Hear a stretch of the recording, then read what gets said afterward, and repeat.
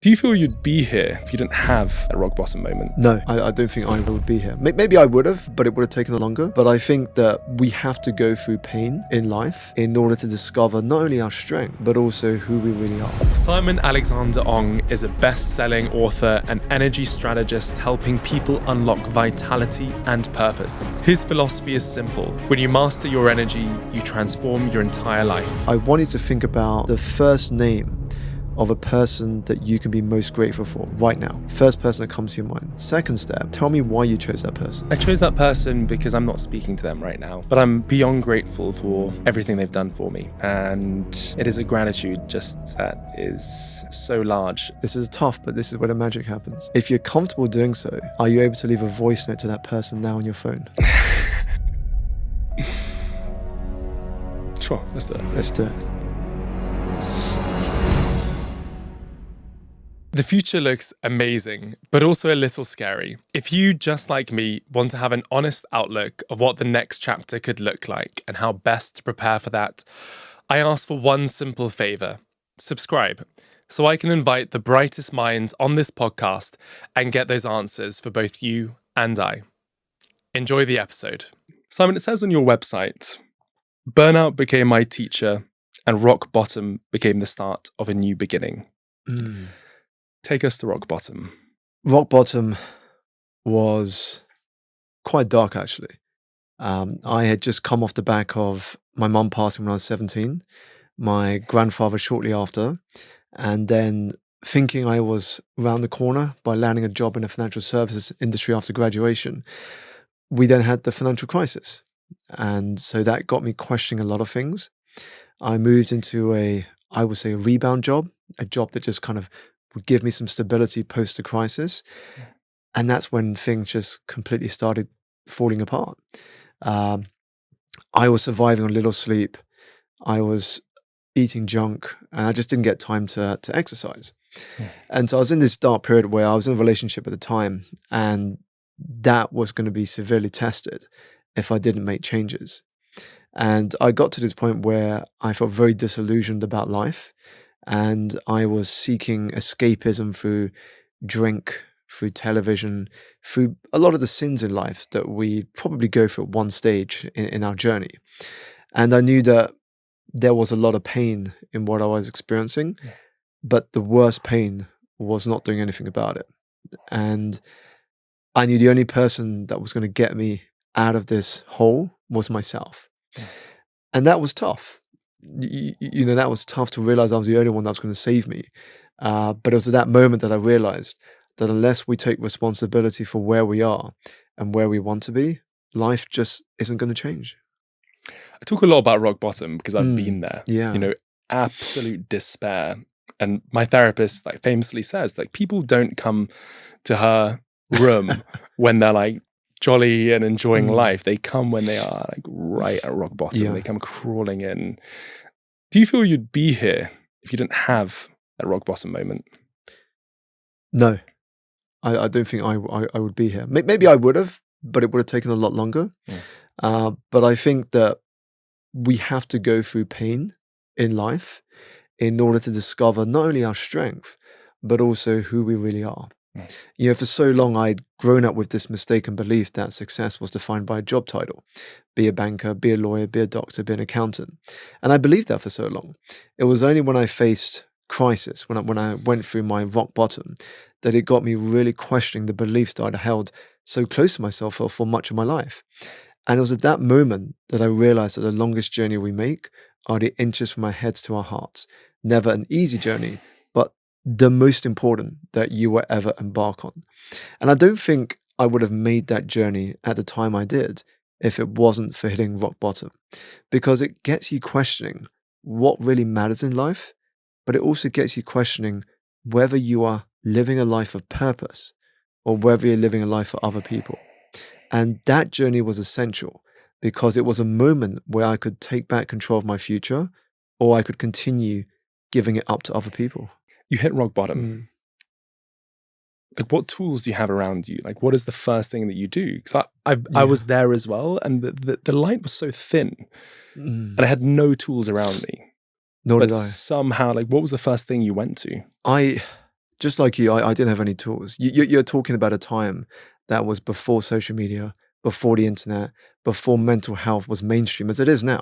You can just log onto Instagram now and there's therapist accounts sharing content on how to manage your emotions or go through difficult periods of life. But back then I didn't have anyone to talk to, and there were no readily accessible resources.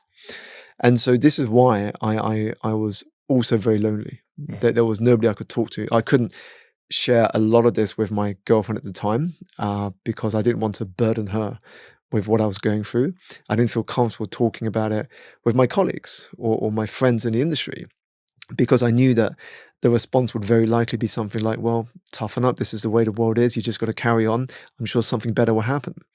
And so what happened is I ended up seeking counsel in a book.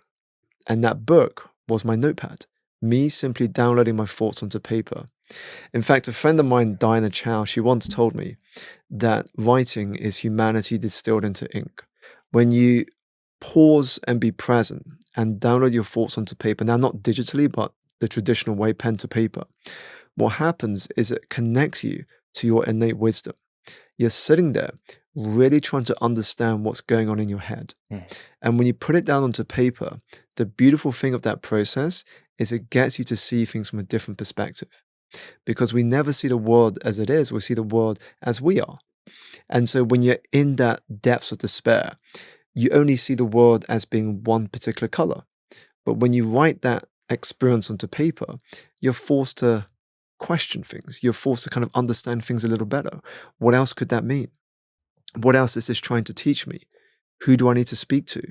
How do I express this? How do I manage these emotions I'm going through at the moment?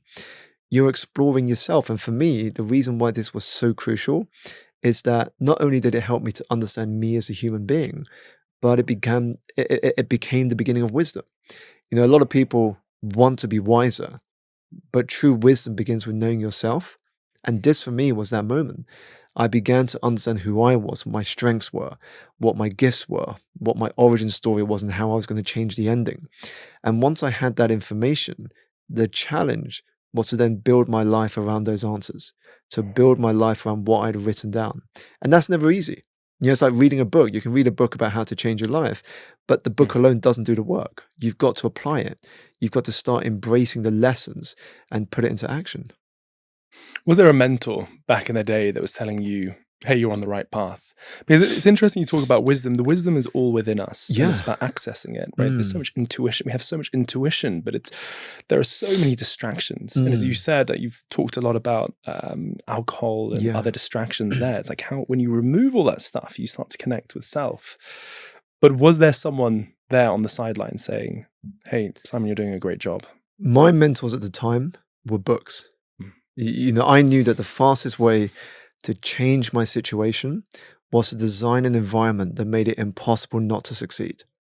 And the first place we do that is through what we read. It's the cheapest way. You can even go to the library and say, okay, I'm not going to read pointless magazines anymore about news that are really going to make me feel worse. I'm going to move with intention. I'm going to pick out books that are actually going to feed me with insight, knowledge, and inspiration. That's how you begin changing your mentors. Your mentors can just be simply authors at the beginning, which was my case. Now, as time went on and I started making changes and things started happening quite quickly, then my mentors became mastermind groups or people I could hire as mentors and coaches, environments I could physically be around. But at the beginning, that was the first change I made. And when I started absorbing and soaking in all this new knowledge, it just opened my mind to a world of possibility. It made me realize that we are both the sculptor and the sculptor. We have this ability to mold and craft our reality in the way we want. Kind of like God, but with a small g. We have this ability to shape reality into one that serves us, not limits us. It's so funny, like the amount of conditioning that we have from family, from parents, from society. And so we just assume that things are just the way that they are. Was there a moment you gave yourself permission to say, it doesn't have to be this way. I can change what's going on here? Because again, you talk about an environment or a time when we didn't have the abundance of speakers on social media. We were probably stuck in our work environment. We had people, you were in the finance industry, so you had people that are pretty quite resolute in how things are done, right? And this is why it's important to have that combination of mentors through books, but also journaling for me to download my thoughts and get to know myself better. Yeah. Because what happened is when you reflect on experience, and this is a key distinction to make, experience on its own does not teach you anything. It's reflected experience. You go through something, do you then give yourself time to reflect on what happened? Because that's how you synthesize every event you go through in life. And what I learned through synthesizing my life experience is that, let's say, you're going through a stressful moment. Now, stress is created from thought. It's how you think about a situation. So when you get stressed, what happens is there's a physical response. So you might get a bit of pains in your stomach. You might start getting sweaty palms if you think, oh, I've left my keys at home, or I left my passport at home when you're about to board a flight. What this shows us is that the mind can create a physical response. Now, if that's the case for something like stress, does it not also mean we can do the same thing the other way? That we can actually think about something that energizes us, shows us what's possible, and thereby create a different physical response. And these were things I could only learn by synthesizing and reflecting on my experience. And then I said, well, let me try this out. Let me test this. And so one of the things I tested early on was this idea of a real life vision board. So we know the concept of a vision board is, you put up a big piece of paper on your wall and you start cutting out pictures and sticking it on, and that feeds your imagination of what that desired life looks like. Now, for me, I felt that was too distant in the sense I couldn't connect with it emotionally. So when I was journaling about that experience of using a vision board, the question that came up was, how could I make this more real? How could I involve and immerse my emotions in this desired future? And so that's where this idea of a real life vision board came up. So let's say I had a picture of driving a beautiful car, top of the range of a particular brand. I would say, well, why don't I go and book a test drive? If I wanted to have a home that overlooked the ocean or overlooked a beautiful park, again, why don't I jump onto a platform like Airbnb, book one night in so I could immerse my senses in that? And what happened is it made my subconscious, it made my biological response to this tell me this could actually happen. Why? Because I'm experiencing it now. And it's not something that's impossible. So now the mind is there. How do I now get the body to catch up? And this is where it comes back to the idea that you have to see it in your mind before you can create it in reality. A lot of people say, I'll believe it when I see it. Well, those who succeed in life say to themselves, I'll see it when I believe it. Because everything is created twice. First in the imagination of your mind, and then in reality, when you take what's in your mind, turn it into something that people can experience or people can receive through the value you give to the world, taking the formless and turn it into form. Are you spiritual? I would say so. So do you believe that things are happening exactly when they're meant to happen? I believe that life is working for you, not against you. There's this word that I often share. I share in my book and I share on social media called pronoia. And pronoia is the opposite to paranoia. So paranoia is this belief that somebody or something out there is always trying to sabotage you in some form. So it could be you trying to get a promotion at work. It could be you trying to scale your business to the next level. But you're always paranoid because you think somebody or something out there is always trying to ruin your progress. Pronoia is the opposite. It's a belief that the universe is conspiring in your favor, that life is always working for you and not against you. Now, when I share this with people, I'm not saying whether it's true or not. All I'm suggesting to people is to give it a try. Yeah. Try looking at your life through the lens of pronoia and just notice what happens. So when something doesn't go the way you expect, instead of going straight to ego and saying, why me? Why does he or she always become successful and I'm always losing out? Start from humility, which is, well, what is this moving me towards? How is this redirecting me into something better? Because then you realize that you're the one that can decide what every experience means to you. This is the essence of pronoia. If you see it through life working for you, guess what? The results will be infinitely better than if you were thinking about it from the other dimension. Did you have a period of time where you were paranoid or in a victim mindset before? Yeah, all the time. When I was in the corporate world, my victim mindset was always, why didn't I get promoted? Why didn't I get the bonus I was deserving of? Why did he get promoted 2 positions and I'm still stuck in the same position? How come I ended up in this industry at the worst possible time? You know, the time I was thinking about going into finance, you know, this was a time where you had films like Wall Street and Boiler Room, inspiring a new generation of people to go into the financial industry and make a lot of money. How come the moment I went into the industry, there's a crisis, and I can't hold down a job for more than 2 years because of the volatility that was present post the financial crisis? So there was a lot of that thinking in my head. I was very much in the victim mentality.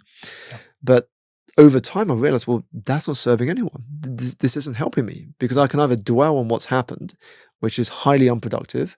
I can focus on what I can't control, which would just paralyze me in overthinking, or I can focus on what I can control, however small, and there is always something that you can control, and then just begin to expand the ability to control more things. And when I did that, I realized that actually there's a power that comes from momentum. You know, when you do something, it starts to work out, your brain says, well, let's try something else. Let's try something bigger. And that's how confidence is built. You know, you don't start by going, I'm going to wait until I'm confident and then I'm going to do something. You've got to be a bit courageous. I'm going to try it, and I'm going to trust that whatever happens, I'll adapt. And then when things work out better than you imagine, that's how you become more confident. I do want you to maybe give some advice to someone who's stuck. Can you give one piece of advice to someone who might be working in a bank right now, or another job in the city or elsewhere, that might be having that recurring thought, that victim mindset, feeling sorry for themselves? What is one thing they can do today to get out of that place? If you're going through a victim mindset right now and you don't like the situation you are in, the very first thing you can do is ask yourself, what would future me, the me that is proud of what he or she is doing, what would that person be proud of if I were to take action today? How would I make that person grateful for the person I am today right now? And again, we're only talking about one step. We're not talking about tackling a long to-do list. We're just talking one small step. And we overlook the basics of small steps. You know, let me put it in perspective for a little bit. Let's say you take one small step today, and then tomorrow you take another step, and the next day another step. Now, if you look across a 12-month span, that is 365 steps forward. Just imagine where and who you could be a year from now. And that's all we're asking. This is only one small step. Yes, there'll be some days where you might be brave enough to take 3 or 4 steps, but we're looking at the bare minimum here just to get you going. And often that's the hardest part, to begin. You know, I shared this graphic in a talk I did recently of steps between where you are and where you want to be. And visually, we think the steps are of the same height as you draw a staircase out. But in reality, the first step is very high. And the reason it's high is because facing off against you on that first step is self-doubt, it's fear, it's insecurity, it's shame. But if you can overcome these things, then what happens is suddenly the steps become easier to take. It's that first step that is always the toughest. So start with one small step that is in your control. Don't look too much into the future. Just focus on the now. I think what overwhelms us is if we look too much in the future and we're worried about whether it will work out or not, it takes us away from the present moment. Just focus on today, one day at a time. And before you know it, you're going to be building that feeling of momentum. And you should never underestimate that feeling of momentum. Absolutely. God, it's like I resonate so strongly with this journey. You mentioned one of the first quotes you said was the longest journey we take is from the head to the heart. And I feel we don't give enough praise for what happens when we're in our hearts. What abundance comes into our life, how people look at us differently. If you open your heart to the world, I feel like it opens itself back to you. It's so true. I mean, this is why I say vulnerability is the path to connection. You know, you're more likely to relate to somebody who shares their challenges, their obstacles, their doubts, than somebody who tells you just their successes. And the reason is because it makes that person human. And that's what we crave. We crave in today's world this ability to find that his or her journey is so relatable because that's what I'm going through right now. Yeah. And there's solutions or there's a guide that can help me navigate these challenges. Whereas if you hear from someone that does not share any of those things, they're highly unrelatable to you. You're like, well, it's not really going well for me right now, but it seems to always be going well for them. But then you realize they're only human like you. Yeah. And I think the moment you realize that, it just brings everybody down to the same playing field. And you realize that I'm no better or worse than that person. They were just brave enough to believe in their ability to get things done. Now, if I can take that insight, that I have the power, I have strength to get things done, and that I will adapt to whatever the world throws my way, there is power in that. There is strength in that. That's the first step. You have to sell you to you before you can sell you to others. I feel like there was a swing. Maybe COVID was definitely the accelerator. Yeah. But this whole idea of being more vulnerable, especially with men, right? Yeah. The problem I think right now with the space is sometimes there's this difference between being vulnerable and opening your heart up, and then also this kind of trauma dumping thing that also it's like a tough, I feel like it almost got like a bad rep because then all of a sudden you hear these stories of guys going on dates, like first date, and then all of a sudden just opening up and trauma dumping everything, which is not exactly what it's being vulnerable, but it's almost like too much. So it's like a fine balance of opening up your heart and also not trauma dumping as well. It's like it's so true. I mean, it's kind of like the popular saying, everything in moderation, right? I mean, this applies to everything in our life, whether it's diet, whether it's exercise, whether it's simply conversation. It's that I think just the ability to integrate vulnerability into everyday conversation will make a world of difference. It's not going, okay, let's just dump all my trauma and bad experiences on you because, well, that's just going to push people away, I think. It's how do you integrate it so it's part of the conversation and not left out of the conversation. I think there's a difference between the two here.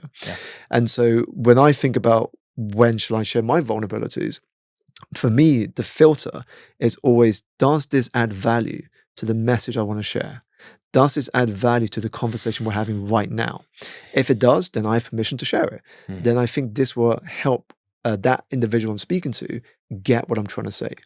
It's like if I said to somebody I'm meeting for coffee, hey, you should get things done. You should just do it because, the world doesn't wait for you. That could be brushed aside as like cliche motivation. But if I pretext that with, when I was 17, I unexpectedly lost my mom, and describe that story, describe that journey, how I felt, what happened to me and the relationships I had with friends at school. And then I finished by saying, the one lesson I took away from this experience were 2 words: don't wait. So now I want to tell you, don't wait, because every day cannot be taken for granted. Now, when I do it in that way, it lands so much more powerfully. Because they connect with that vulnerability. That's what makes us human. And they can relate to that experience. Maybe they've lost someone themselves, or they know someone who's going through a tough time. That makes it relatable.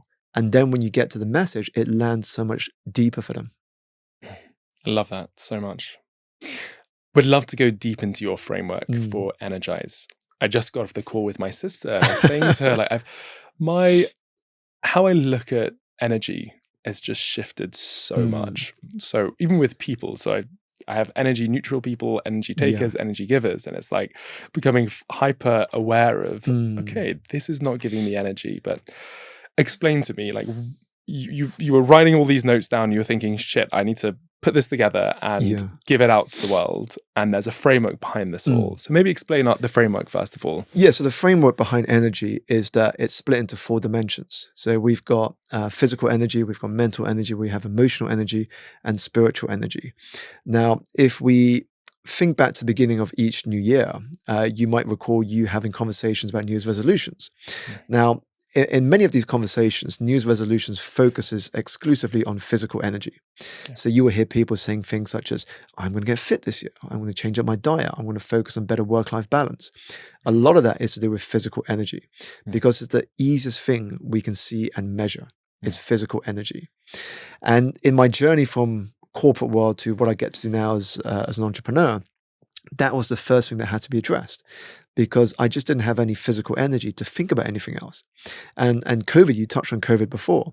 If there's anything COVID taught us, is that without your health, physical health, you can't do anything. You can have lots of hopes, dreams, and goals, but it means nothing if you don't have the physical health to put anything into motion. So physical energy is driven by 3 pillars, which is sleep, movement, and nutrition. Mental energy is all about mindset, creative energy, and the way you see your world. Emotional energy is relationships with yourself, with others, and the people around you. And spiritual energy is all about meaning and purpose. And the reason these other dimensions are important is because you can get 8 hours of sleep and still wake up drained in the morning. And the reason you still wake up drained in the morning is because you're living a life for others. And when you look around the world, look around society, what you'll see is that many are exhausted, not because they're physically doing too much. 1, they're doing too little of the things that bring them joy. And 2, they're running someone else's race.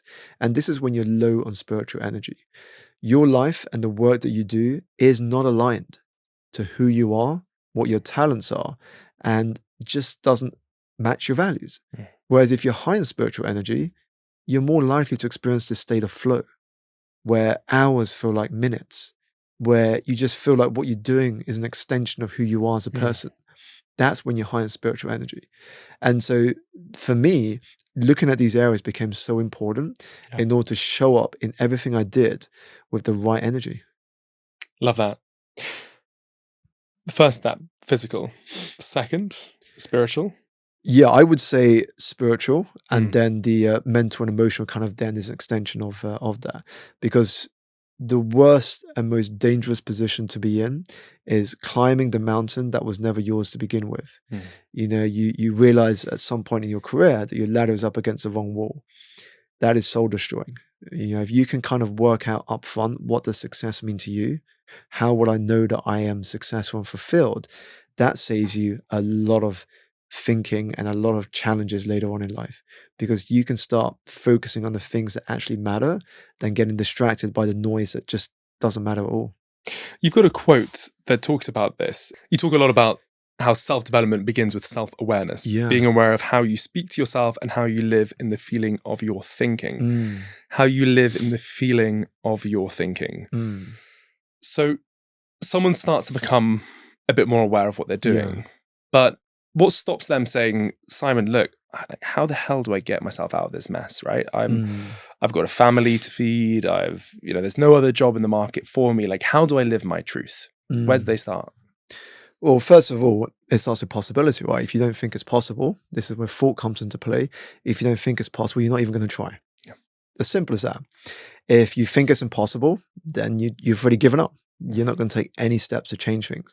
But if you think something even has the smallest chance of working out, that's all you need to get you started, because then you realize there could actually be a way out of this. And so for me, it starts with that thought. Do you believe you can change the position you're in right now? And the way we do that is by slowly shifting our perspective. If you've always been around people who have only done one thing and you're doing that very same thing and nobody else has done anything different, guess what? It's going to be very difficult to change your perspective. But if you go out into the world, you read books, you go to events, you hear podcasts, you hear how other people have changed their lives, and you happen to stumble upon someone who was in exactly the same position as you, who has now broken out and pursued their dreams, guess what? You now have a reference point that is possible.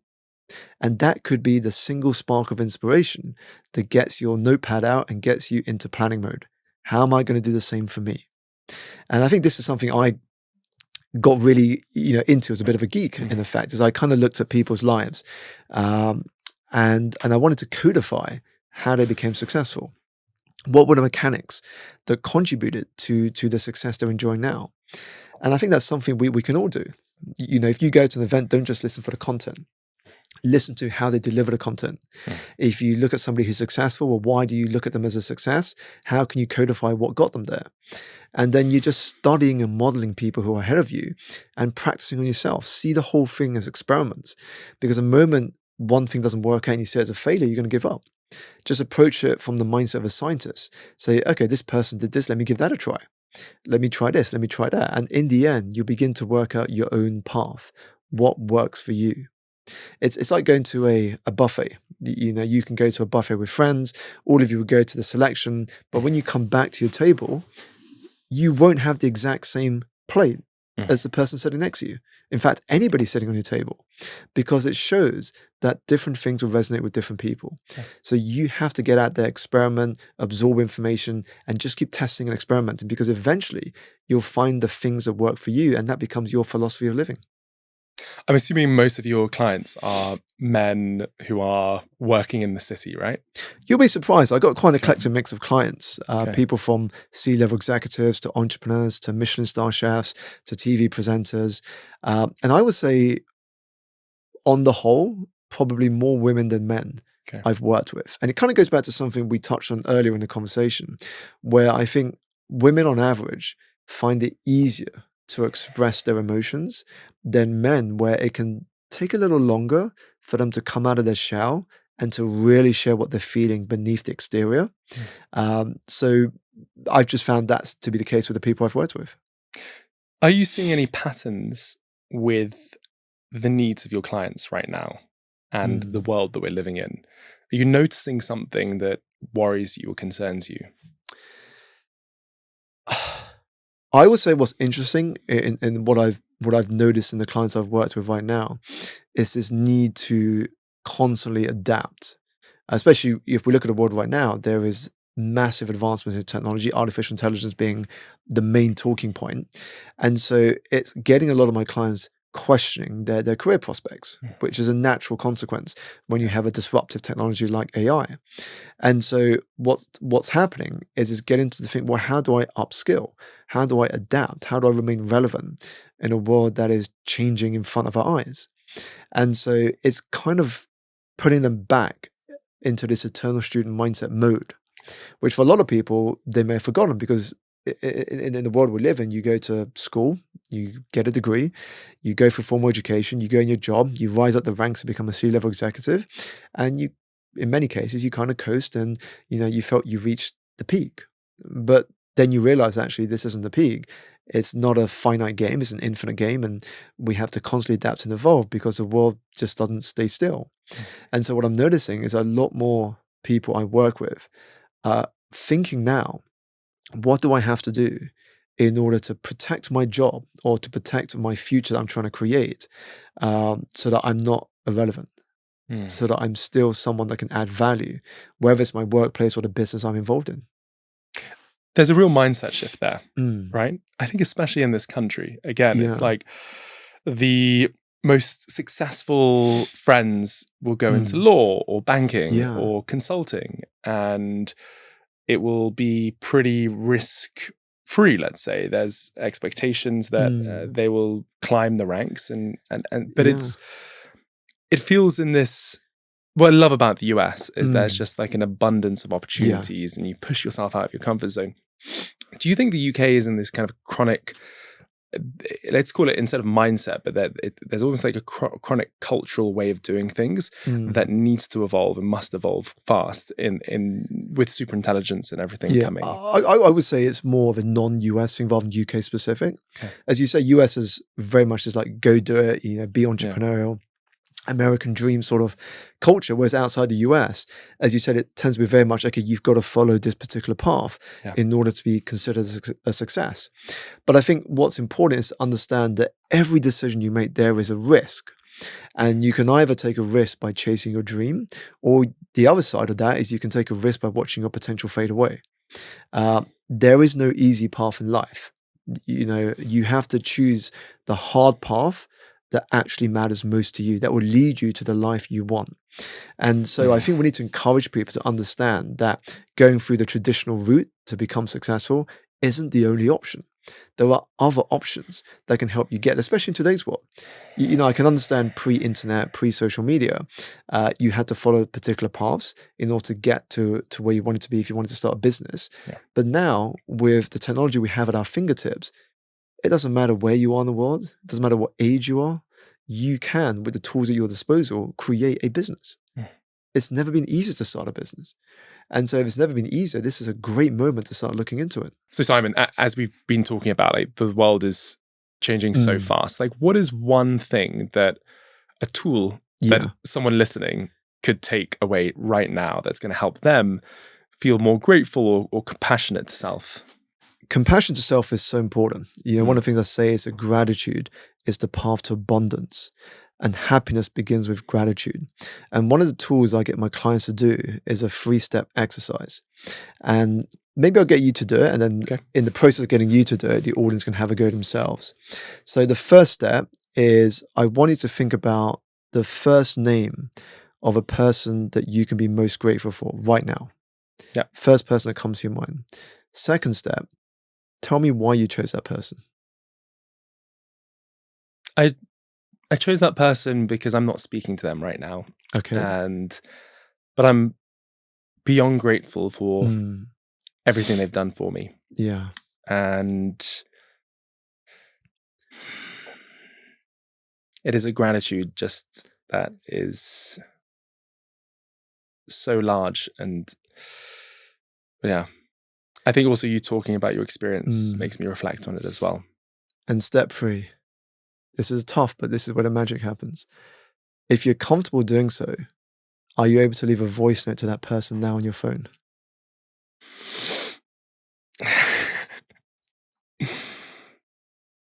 Sure, let's do it. Let's do it. This is really impactful because I haven't spoken to them for about a month, actually.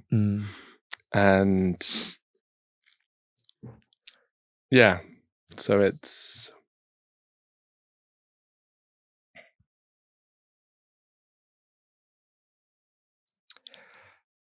tough because I think it's been needed this time, this separation. It's often that we get entangled by things in life, and we sometimes think that actually having these breaks, there's something wrong with having them, but actually sometimes they're important. But absolutely.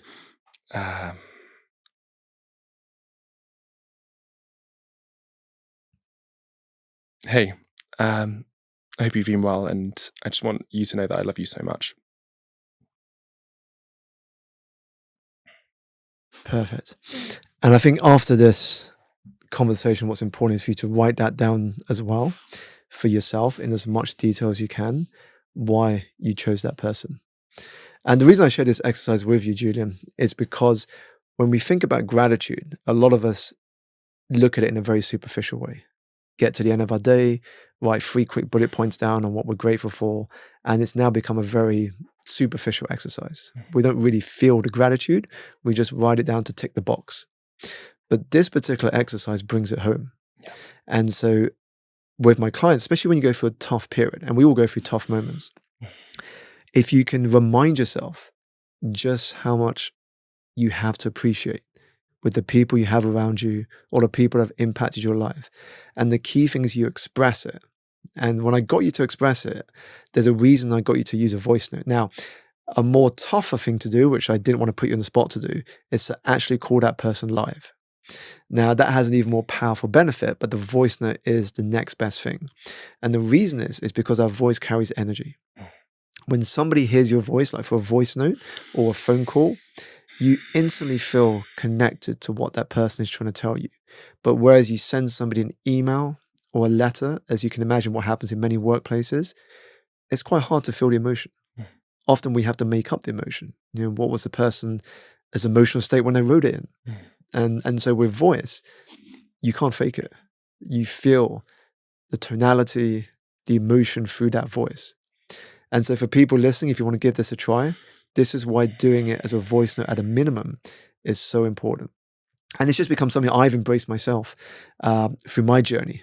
Being able to express gratitude in this way, whether it's through the voice note, whether it's a small gift, whether it's trying to help somebody in my own small way, it's been such a powerful way to remind myself that I have so much in my life rather than I am lacking so much.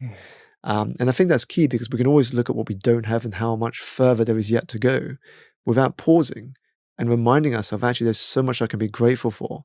And even just getting to where I am today, I'm sure the younger me would die to have coffee with the me of today. And so I think when we do that, we're reminded that we are abundant human beings. We just forget it in the busyness of the everyday. Wow, thank you so much for that. I was thinking about this idea of happiness equals the expectation minus reality, or whichever way around it is. And it's just this idea that we're constantly chasing. And it can be for very good reason, very Yeah. mission driven and wanting to make the world a better place or a more peaceful, abundant place. Yeah. But also just coming back to gratitude for self, gratitude for others. Yeah. And it reminds me actually, because I got asked once, Simon, what was your favorite chapter in the book to write when you were going through the process? Because the interviewer said everybody has like a favorite chapter, something that means more than other chapters. And I said, my favorite chapter actually wasn't a chapter. It was the acknowledgement section. Because when I wrote the acknowledgement section, it made me realize, and this was another insight I got from writing the book, is it made me realize there is no such thing as self-made.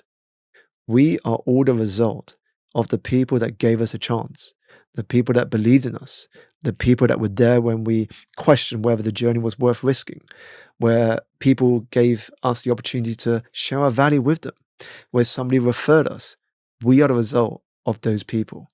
And that's why for me, it was the most beautiful part of the book to write, where I could sit down and think about my family, my friends, my clients, the people that gave me the chance that, yes, we'll book you to speak at this event when I didn't have any business coming through. The people that kind of said, yes, Simon, we would love to kind of throw more business your way because we think you've got a lot of value to share. They were the ones that got me to where I am. The people that read my book, they're the ones that gets the book on the shelves. They're the ones that helped me get the awards. And so for me, it was a way to express that all of what I do is simply an extension of the people that have been in my corner. And this whole idea of self-made, for me, discounts that impact. And we never get to the top alone. And for me, that's why it was so beautiful when I wrote that part of the book. Wow. Yeah. I'm getting very emotional here. I just feel like it's we are often so disconnected from that, but it's so we have gratitude. We have this journey from up here to down into the heart. What are other things that one can be doing? What are some less obvious things? We hear a lot about self-compassion and self-love and gratitude. Is there anything that I'll share some simpler, quickly actionable tools that anybody can do immediately. So one is simply planning your day the night before. It's a very simple tool, but few people actually do it. Now, what I mean by this is when you get to the end of your evening, before you finish up, before you go to bed, just take a few moments to write down, how would you know tomorrow would have been a productive day? The reason you do that the night before is it means you not only go to bed quicker because you've downloaded all of this onto paper, but you now know that when you wake up the next morning, you know what your priorities are. Otherwise, the time where you have the most energy, which traditionally is the mornings, you're wasting it through thinking about all these trivial decisions you have to make. What to wear, how to get to a venue you have to get to, what to kind of send out if you have to drop by the post office. All of these decisions you're thinking on the go. And this is why we're rushing, why we forget things, why we're late. It's because we haven't prepared the night before. And so just one simple activity just helps you start your day with intention. Start it with purpose. Now, I know in all of our lives, there'll be aspects of the day we cannot control. But by and large, you can control the bookends of your day, how you begin and how you end. Now, if you get those right, that gives you some foundation to then make sure that by the time you get to the end of the week, you feel like you've had a win. You've got a result from the week. You haven't been swept away by the day and the week owning you. You've had some level of control. And so that one habit, I think, can change things immediately. Tonight, sit down, ask how will you know tomorrow would have been a productive day? And the next thing is to take the focus away from you.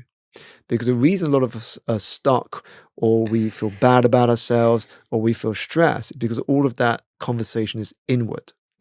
Why did I do this? Why didn't it work out? And so you're constantly in your head. The way to get yourself out of your head is to put yourself into service. As simple as one thing such as, how can I add value to someone's life today? That's it. How can I add value to someone's life today? And it can even be something like, well, I'm going to switch off from work early today so I can just be present with my partner and children. As simple as that. Or it could be, well, the one thing I can do to add value to someone's life today is I had a conversation with this person last week, and I think I'm going to refer them to read a book or an article because I think it would be so valuable for what they're going through right now. You do that enough times, what you're tapping into is this concept that our value as human beings is driven by how much more we have given to the world than we have taken from it. And if you want to become wealthy from a financial perspective, money is simply an echo of value. The more value that you can bring into people's lives, the more money will flow your way. And that's what happens. Just think to all the successful businesses and people you follow. Look at how much value they bring to the marketplace. That is a correlation to the wealth they get to experience. Absolutely. You've mentioned you're an optimist, mate. And it's even tough for the most optimistic of us. I'm a huge optimist to be looking at how the world is changing, right? And where it's going to go. So I'm going to go into your crystal ball. Sure. What does the world look like to you in 2030, let's say? So 2030 is 5 years from now. Unfortunately, what I still see being the same, and you referenced the world as it is now, is I still seeing it being very divisive. And I think it's going to speed up. There's going to be far more division in the world, because what's contributing to that is not only the way the governments are in the world, but it is also a result of technological advances. It's going to split the world, I think, the way I see it, into two camps of people. Technology is going to drive the population into you either being a consumer or a creator. So now this doesn't mean you can't be one or the other. It just means the majority of your time you're consuming or the majority of your time you're creating. Because if we take ChatGPT, for example, any of its similar comparisons, it's allowing creators to produce output at a far higher capacity than ever before. Now, what that means is that on the other side, they're seeing a lot more stuff on their platforms and social feeds than ever before. There's a lot more noise out there. So this is going to create a huge divide. And if you're spending the majority of your time only consuming, your quality of life is going to get worse. Because then it's going to be, well, how do I know if what I'm reading is actually factual or not? Can I trust what I'm following? And you're being very easily manipulated and influenced by what is in your feeds. But if you're spending most of the time creating, well, things are going to change for the better for you. Because the tools you're going to have is going to allow you to move faster in that journey of where you want to be. So that's the division I'm going to see. But again, it comes down to the awareness. If you're aware enough to understand what the results are going to be in this particular scenario, how can you start to make sure you're on the right side of the result of this? How can you start using the tools rather than being sort of owned by them, rather than being just sort of a number and being part of a data set? How do you start using this to your advantage? The word creator in itself, I think it's so powerful, because we forget that we think AI is going to make things more systematic, when actually it's going to allow us to be more creative. A lot of the stuff that we hate doing. I used to have to transcribe a transcript for 2 hours after an interview, right? Now I just put it into Otter or whatever, ChatGPT, and I get a clean one in a few minutes. So and this is the thing, is that the World Economic Forum, I think it was 2 years ago, stated that with the rise of technology, the most important skill looking ahead into the next 10 to 15 years is going to be creativity. Because what is going to replace humans is not AI. It's humans that know how to use AI. And we can use that to be creative with it. How you use it is going to determine whether you're using it to, grow something to be much bigger than it is, or actually you don't use it in the way that gets you to stand out. And the analogy I give people is, let's say you wanted to start a business. Now, AI is going to get to a point where it can code and design an app for you. Now, let's assume you have two people, both design and build an app, and it's all things equal, is exactly the same, because AI was used to build them both. The only difference is the creative element of it. How are you going to then market it? How are you then going to distribute the app into the marketplace? How have you built a brand where people believe your one is the one they should buy? That's going to become more important than ever. It's the distribution and the brand. Because all things held equal, now with AI, you can all create the same businesses. It's how you market and build it and create a brand around it. That's going to become crucial. I kind of know the answer to this question, but there's a follow-up to it. Are all people creative, first of all? And then, if so, at different levels, how do you teach people to access their creativity? Yes, we're all creative. In fact, I believe we were born to create. As humans, we were born to create. I agree completely. And if you're a parent, you know exactly what I mean. If you look at children, they're always in creative mode. In fact, there's a funny story I want to share about my daughter recently. She's 5. And last year she was in, we put her in a class, and during the week they learn a lot of activities together. And at the end of this week, one of the parents, so it was myself in this case, we were invited to come and see what they did in the last class they had together with these friends of theirs. And then we sat with them as the teacher came around and gave them a small gift as a thank you for coming to this class. And because it was the final that was built around animals, and this particular one was around chickens, she gave each of these children a colored egg shaker. And she gave them one rule. I'm going to come round, it's just one each. And so each child takes one egg shaker. She comes to my daughter, and my daughter stands up smiling, and she takes 2. And the teacher says to her, you know you're only meant to take 1. At which point she gives me 1 egg shaker and says, but I did only take 1, the other one's for my dad. And the teacher says, well, I guess I can let you get away with that because it's not really against the rules. You've got 1, your dad's got 1. And as we walked out of the school, my daughter looks up at me and she says, Dad, can I have the other egg shaker? And so she got the 2 eggs at the end of the day. And that for me was a child being creative. So I think we're all born creative. It's just a case of whether we're able to keep that creativity or we lose it as we grow older and become an adult. And so for us to tap back into that is to understand that creativity is you expressing who you are. Now, we can express who we are through music, through technology, through film, through acting, through drama, whatever it is. Creativity is merely the expression of who you are. And that's why, because it is quite broad in terms of how we define it, it's why a lot of parents have trouble pursuing or getting their child to pursue something creative, because we automatically think creativity is painting and art and design, it's something artistic like that. So we kind of say, do these job titles, be a banker, be a lawyer, be a doctor, accountant. Whereas if you say to a child, be creative, well, what does that actually mean? It's quite hard to define, be creative. But for me, creativity is merely an expression of what's in your mind. The ability to, express through whatever medium it might take, your ideas into reality. That is the act of being creative. Absolutely, like your authentic self as well. And it connects. I think it's going to be such an unlock for people coming back to self. I think if people come back to self, they're more compassionate. That's going to lead to more love, more peace, more. Yeah. I think it's incredibly important in this journey. I feel like there's a bit of repression. There's a bit of the tall poppy syndrome. There's a bit of, I think in the UK, I talk about this cringe bridge that people have to walk on to get to the other side and be able to reap the rewards. You said the self-doubt, right? That's the first step, like the biggest step to take. And I think it's so important to try and get more people taking that step. Like, is there anything that you can say to like someone who's like, I've been wanting to post on Instagram my food channel for like a year and I just feel like I'm debilitated to, or I want to go and sing in this thing. Like, is there anything that you can say to that person? Yeah, I think it's and the reason why we don't want to sing in front of an audience, or we don't want to speak in front of an audience, or we don't want to pursue or share something on social media is because part of that self-doubt is also a fear of judgment.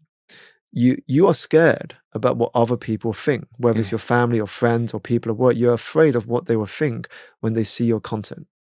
Now, in order to overcome that bridge, in order to get to the other side and have the courage to post and the courage to speak and the courage to sing in front of an audience, you have to be at peace with the fact that there will always be people out there that won't love what you do.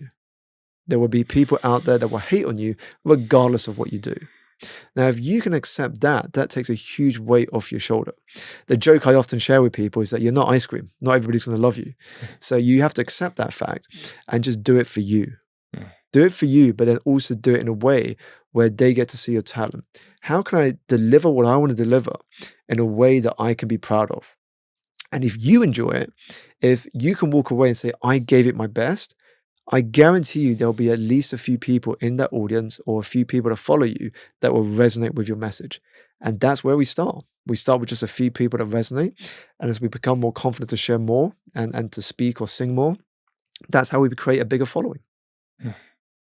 Just quoting from your book, when you let go of that which no longer serves you, you create the space for that which does. You give oxygen to what matters. Yeah. Right now, if you don't do that, you're starving yourself of the very things that matter. And this is why when people think about achieving a certain goal, what happens is their focus isn't on it, because if it was, they would make some trade-offs. Life is a series of trade-offs. And so you have to make some sacrifices for what you actually want. Otherwise, what you want becomes what you sacrifice. And that's what I'm touching on there, is that our plan Bs, our plan Cs become our goal, and our plan As become the backup. Yeah. It's a long, for me, I feel very, very aligned in my, as Peter Diamandis talks about, a massive transformative purpose. Yeah. I feel very aligned by it. And another quoting someone else, like Gary Lineham talks a lot about how you can tell pretty quickly if someone is not speaking their truth by tension in their neck, right? And I feel more and more aligned with speaking my truth, but it's been a very long journey to get there. And there's just so much noise in this world now, with social and alcohol and everything. There's so many things trying to distract us from self. Yeah. It's so important. I mean, you mentioned some quotes. So one quote came to my head by the author Austin Kleon. And he said, the only way to find your voice is to use it. That is the only way to find your voice. Because you never know what your voice is until you start putting it out there. Otherwise it's just all thought in your head. When you start putting your voice out there, you learn more about yourself. Yeah. You learn what resonates. You learn how to refine, or how to kind of communicate it in a more succinct way. But you only learn that through actually doing it. Doing the thing is what gives you the lesson. So this podcast is all about how we can create an abundant future for all. If you were going to give one parting piece of advice to a parent who was with you in that class, or just in the school, what advice would you give to them for how they should raise their children in this world we live in? It's a good question. If I had to give one advice to parents about how to raise their children in the world we live in, it brings to mind something I learned from Bruce Lee, which is very much something I hold when I parent myself, which is, do not buy your children the things you never had. Instead, teach them the things that you were never taught. And that is the ethos of how I parent, is I think about my life now. I look at the things I wish I'd been taught when I was a child. And so that basically feeds into how I teach my children. I want to think about, what can I teach my child that I didn't get taught when I was young? And so that becomes the genesis of how I have conversations with my child, how I encourage her, and how I just get her to kind of challenge her own self. And I think that's what we can do. Every child is different. But if you can start thinking about, how can I teach them the things that I weren't taught, then you're going to create someone who's an evolution of what you've been through, rather than someone that repeats the problems of the past. And that's how we start to shift, the next generation of the people we want to succeed us.